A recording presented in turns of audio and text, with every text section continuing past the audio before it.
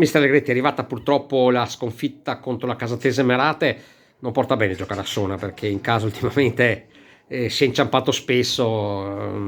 Devo dire che forse non tanto la voglia loro di fare i 3 punti, ma è mancato qualcosa oggi al Chievo, sei d'accordo? Ma per il tipo di partita che si è creata per via del campo, ma quello lo sappiamo da tempo, per via anche del vento che oggettivamente ha messo in difficoltà entrambe le squadre. È chiaro che loro, essendo una squadra fisica e abituata a lottare, per caratteristiche ci ha messo in difficoltà, perché alla fine non abbiamo quel tipo di caratteristiche. Abbiamo sofferto, credo che abbiamo fatto troppo poco per vincere. Oggettivamente loro hanno avuto 3 o 4 occasioni da gol su mischie o su azioni comunque dettate da non uno sviluppo del gioco, ma palle che rimbalzano, e quindi chiaramente peccato, ma tutto sommato insomma io credo che i ragazzi abbiano dato tutto quello che potevano dare, considerando appunto le nostre caratteristiche.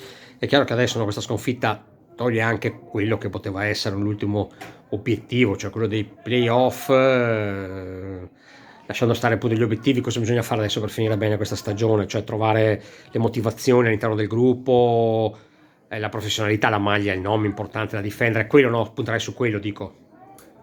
Ma punterò sul fatto che giocare a calcio bisogna avere motivazioni, quindi a prescindere uno deve andare in campo per cercare di dare il massimo, di mettersi in mostra. Il campionato non è finito, perciò la mancanza di rispetto nel non scendere in campo al massimo è soprattutto una mancanza di rispetto nella propria persona, nel proprio professionista, tra virgolette. Su quello non ho dubbi, nel senso che la squadra, come ho detto, secondo me ha dato quello che poteva dare. Abbiamo sofferto e abbiamo perso. Nell'analisi totale, la cosa che ho detto all'inizio è la principale che mi viene da pensare vedendo la partita. Cioè loro hanno vinto quasi tutti i duelli, e quindi è questione non solo di volontà, ma è questione di caratteristiche, di fisicità. Perciò ecco, va bene così.